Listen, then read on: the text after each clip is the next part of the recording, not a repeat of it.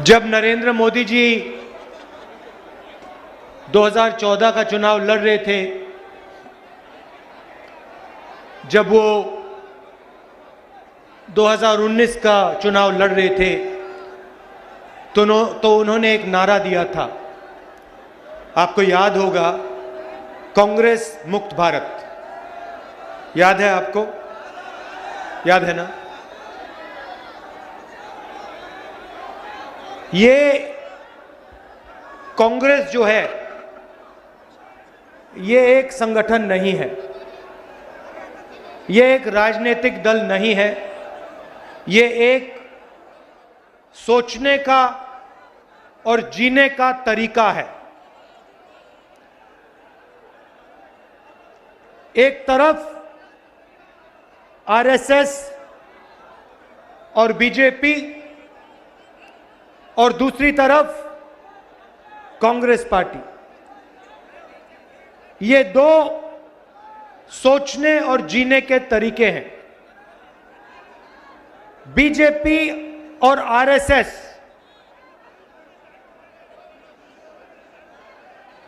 नफरत की बाजार, कांग्रेस मोहब्बत की दुकान, उसी नफरत की बाजार में। तो नरेंद्र मोदी जी अपने संगठन को समझ लिए, नफरत, हिंसा और डर जो आरएसएस और बीजेपी के लोग फैलाते हैं, उसको नरेंद्र मोदी जी समझ गए,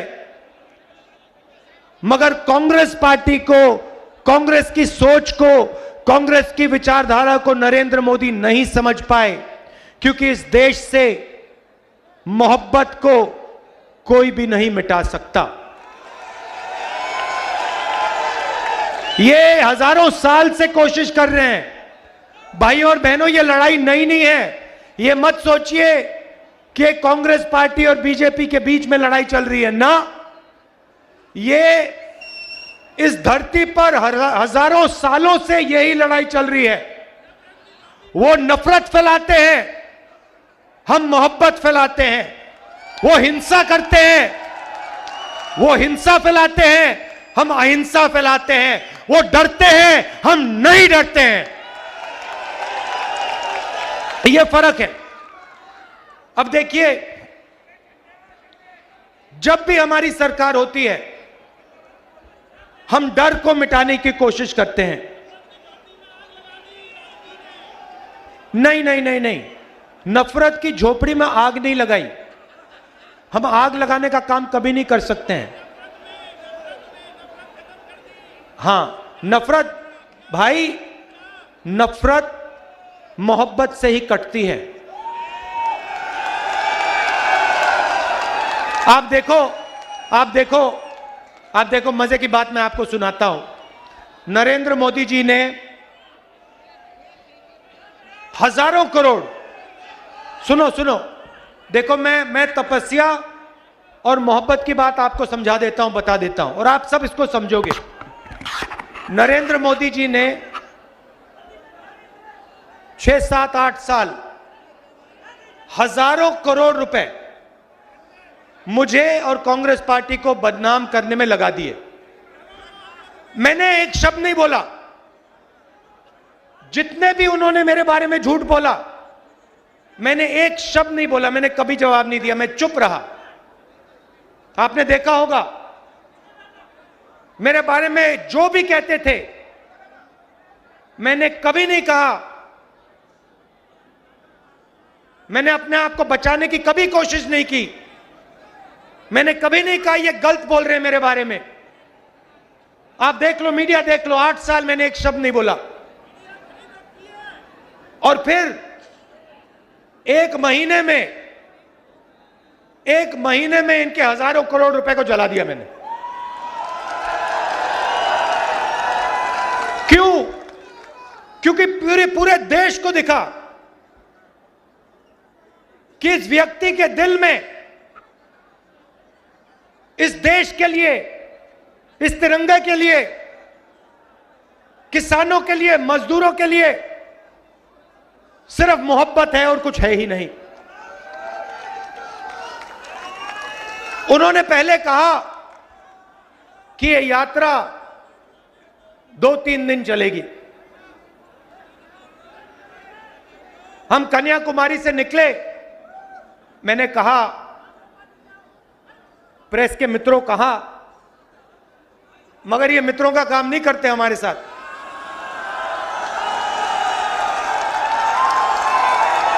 देखो देखो, पीछे पीछे घूम के देख रहे हैं, देखो। घबराइए मत, घबराइए मत, क्योंकि ये पूरी की पूरी भीड़ जानती है कि आपकी गलती नहीं है। आप पर लगाम बांधी हुई है, आप बंधे हुए हो।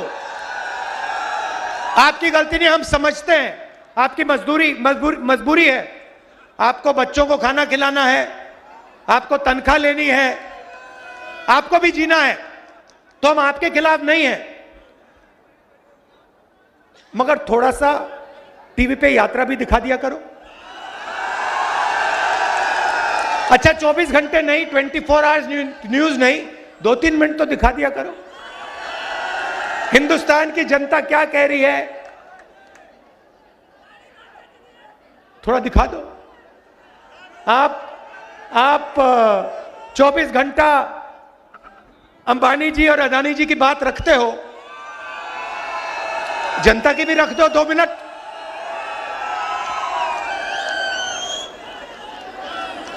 तो कहा 3 दिन चलेगी यात्रा, 3 दिन नहीं, ठहर जाओ, 3 दिन चलेगी। फिर हम केरला आए, सुनो सुनो सुनो सुनो, फिर हम केरला आए। केरला में कहते हैं, केरला में कांग्रेस मजबूत है, कर्नाटक में बीजेपी की सरकार है, वहां पे यात्रा फ्लॉप होगी। ठीक है, हमने कुछ नहीं कहा। कर्नाटक में आए, कर्नाटक में केरला से ज्यादा बड़ा तूफान। फिर कहते हैं नहीं नहीं नहीं, कर्नाटका में चल गई, तेलंगाना में मुश्किल आएगी, तेलंगाना में फिर से वैसा ही तूफान। फिर कहते हैं हाँ ठीक है, साउथ में चल गई, महाराष्ट्र में नहीं चलेगी। पता लगा कि तूफान छोड़ो, वहां पे महाराष्ट्र में सुनामी आ गई। फिर कहते हैं ठीक है भैया, हिंदी बेल्ट में तो फेल हो जाएगी। मध्य प्रदेश में आए, मध्य प्रदेश में आए, वो महाराष्ट्र से बड़ी सुनामी चल गई। राजस्थान में उससे भी जबरदस्त, और हरियाणा में तो कोई जवाब ही नहीं है। अब देखो क्या कह रहे हैं, अब कह रहे हैं, मुझे चिट्ठी लिखी होम हेल्थ मिनिस्टर ने, राहुल जी कोरोना वापस आ गया है, कोविड वापस आ गया है, यात्रा को बंद कीजिए, यात्रा को बंद कीजिए। अच्छा, बाकी हिंदुस्तान में पब्लिक मीटिंग जितनी करानी करा लो, बीजेपी करा सकती है, मगर जहां भारत जोड़ो यात्रा चल रही है, वहां पे कोरोना और कोविड है।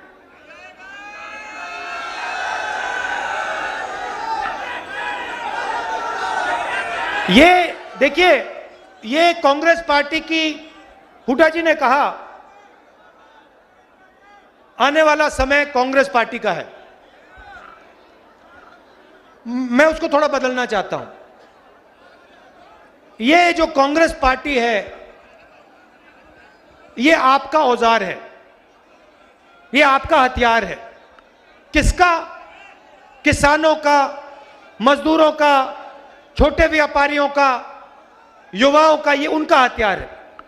तो आने वाला समय कांग्रेस पार्टी का नहीं होगा, आने वाला समय हरियाणा की जनता का, किसान का, मजदूर का होगा। जरूर कांग्रेस पार्टी आपके साथ खड़ी होगी, मगर समय कांग्रेस पार्टी का नहीं, आपका होगा। 3000 किलोमीटर भाइयों और बहनों में चला हूं, बारिश में, गर्मी में, सर्दी में, हजारों लोगों से बात की है, किसानों से, मजदूरों से, युवाओं से। युवाओं से पूछता हूं, क्या पढ़ा तुमने? कहते हैं इंजीनियरिंग की, कोई कहता है डॉक्टर बनना चाहता हूं, कोई कहता है मैंने आईएएस की तैयारी की। फिर मैं पूछता हूं इंजीनियर बनना था, अब क्या कर रहे हो? कहते हैं पकोड़े तल रहे हैं, पकोड़े तल रहे हैं, मिर्ची के पकोड़े, प्याज के पकोड़े। उबर गाड़ी चला रहे हैं, मजदूरी कर रहे हैं, और जो मजदूरी उबर नहीं चला रहे हैं, मजदूरी नहीं कर रहे हैं, वो कहते हैं हम तो बेरोजगार हैं।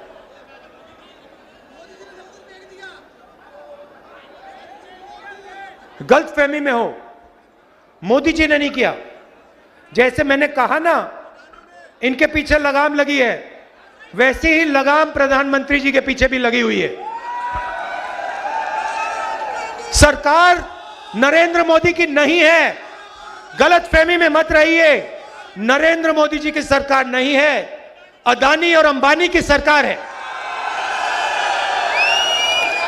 आप किसी भी छोटे व्यापारी से पूछ लो, वो आपको बता देगा नोटबंदी क्यों की गई, गलत जीएसटी क्यों लागू की गई। छोटे व्यापारियों को, स्मॉल और मीडियम बिजनेस चलाने वालों को खत्म करने के लिए नोटबंदी और जीएसटी लागू की गई। और यहां पे आपको फरीदाबाद में सबसे बेहतर मालूम है, क्या सपना देखा था आपने, क्या सपना देखा था मैन्युफैक्चरिंग सेंटर का, चाइना के साथ कंपटीशन का सपना आपने देखा, सारा का सारा बर्बाद हो गया, खत्म हो गया। यह आपकी सच्चाई है। सपना क्या था? आज आप अपने जूते के नीचे देखो मेड इन चाइना, शर्ट के पीछे देखो मेड इन चाइना। सपना यह था जब चाइना का कोई युवा बीजिंग की दुकान में जाके शर्ट खरीदे, उसके पीछे लिखा हो मेड इन फरीदाबाद। वो पूछे भैया ये फरीदाबाद क्या है, ये कौन सी जगह है? ये था सपना आपका। और यही सपना हमें पूरा करना है, क्योंकि अंत में भाइयों और बहनों, अंत में 21वीं सदी के दुनिया में हिंदुस्तान को चाइना के साथ कंपटीशन करना ही होगा और चाइना को कंपटीशन में हराना होगा। और उनको कौन हरा सकता है? उनको हिंदुस्तान के 2-3 अरबपति नहीं हरा सकते हैं। उनको हिंदुस्तान का किसान, हिंदुस्तान का छोटा व्यापारी, हिंदुस्तान का युवा, हिंदुस्तान के स्मॉल और मीडियम बिजनेस चलाने वाले लोग कंपटीशन में हरा सकते हैं, पटक सकते हैं। आजकल बीजेपी आरएसएस ने क्या किया? हिंदुस्तान को बांटने का काम किया, पूरे हिंदुस्तान में नफरत फैला दी। चलने से पहले मैंने सोचा था, कन्याकुमारी से शुरू करने से पहले मैंने सोचा था पूरे देश में नफरत है, मैं घबराया हुआ था। मगर कन्याकुमारी से जब निकला, मुझे एक बात पता लगी, नफरत नहीं है इस देश में, सिर्फ मोहब्बत है। नफरत सिर्फ मीडिया वाले दिखाते हैं।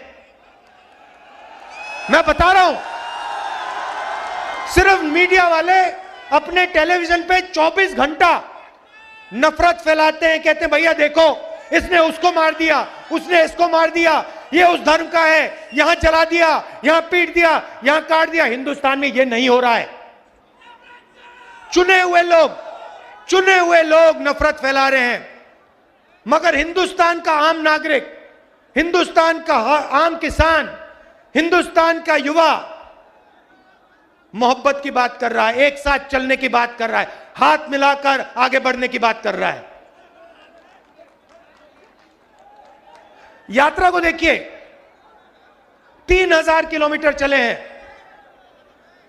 यह छोटा सा हिंदुस्तान है, नदी जैसा है, इसमें हर धर्म के लोग हैं।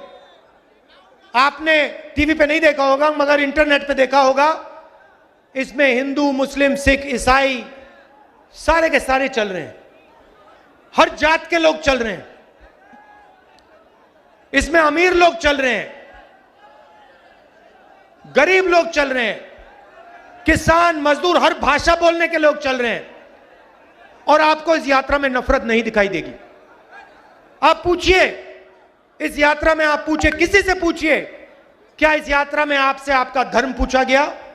क्या इस यात्रा में आपकी जात पूछी गई? क्या आपको धमकी दी गई? क्या आपको मारा गया? नहीं, सिर्फ मोहब्बत और इज्जत। और इस यात्रा में कोई गिरता है, अगर इस यात्रा में कोई गिरता है, भीड़ में गिर जाते हैं लोग, तो एकदम सारे के सारे लोग बिना पूछे एकदम उस व्यक्ति को उठा लेते हैं। हमारे पीसीसी प्रेसिडेंट से आप पूछ लीजिए, कल ये गिरे, मैंने देखा जैसे ही ये गिरे 5 लोगों ने इनको उठा दिया।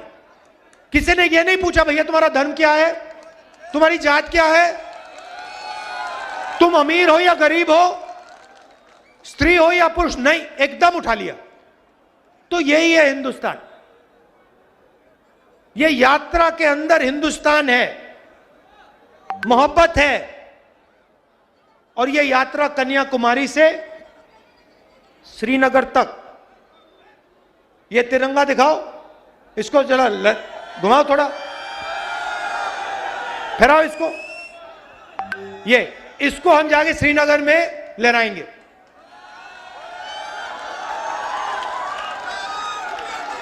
और ये यात्रा बेरोजगारी के खिलाफ है, महंगाई के खिलाफ है, डर के खिलाफ है और नफरत के खिलाफ है। पिछले सालों में आप इनकी सब पॉलिसीज देख लीजिए, यूपीए की पॉलिसीज देखिए। मैं आपसे पूछता हूं, मनरेगा ने डर मिटाया?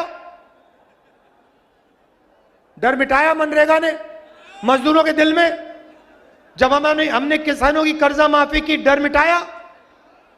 जब जमीन अधिग्रहण बिल लाए, डर मिटाया? मिटाया? नोटबंदी ने डर मिटाया? गलत जीएसटी ने डर मिटाया? कोविड के समय इन्होंने जो किया उससे डर मिटा? जब किसान को बीमा नहीं मिलता डर मिटता है?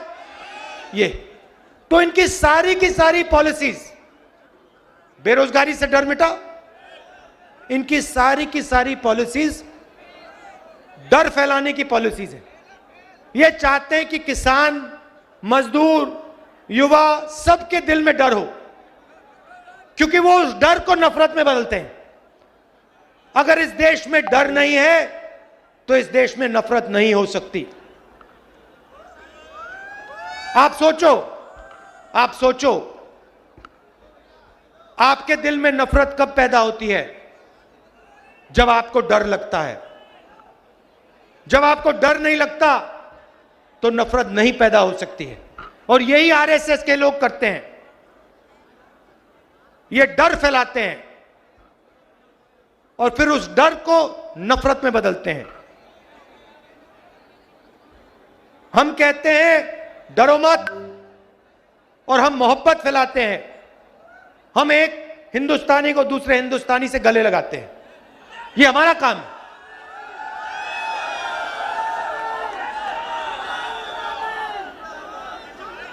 आपने इतना प्यार दिया, देखिए ये आसान काम नहीं है। मैंने सोचा था जब कन्याकुमारी से निकले, सब यात्रियों ने सोचा भाई 3600-700 किलोमीटर आसान काम नहीं है।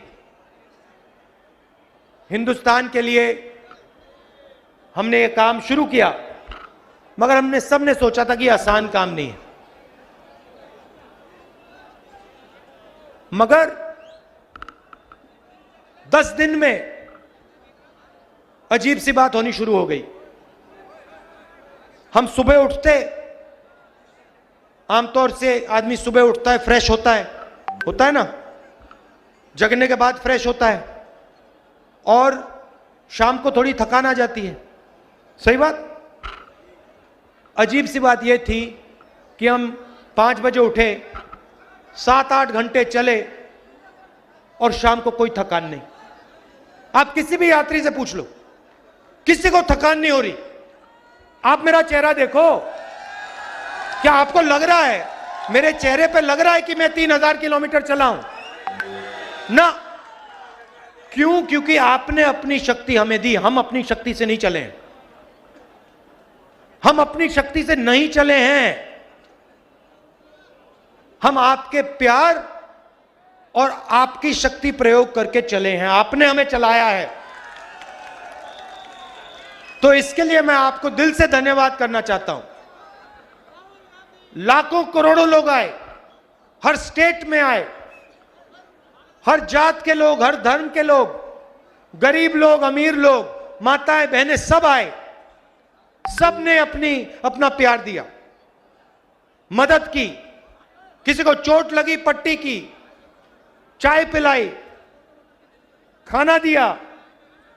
हिंदुस्तान ने हमारी मदद की है और हम इसको कभी नहीं भूलेंगे, पूरी जिंदगी भर नहीं भूलेंगे।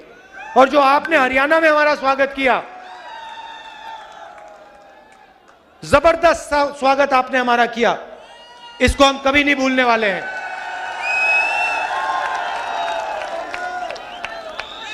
तो आप अब कल सुबह हम दिल्ली में जाएंगे, मगर कुछ ही दिन बाद हम फिर से हरियाणा में आएंगे और आपके साथ 6-7 दिन चलेंगे।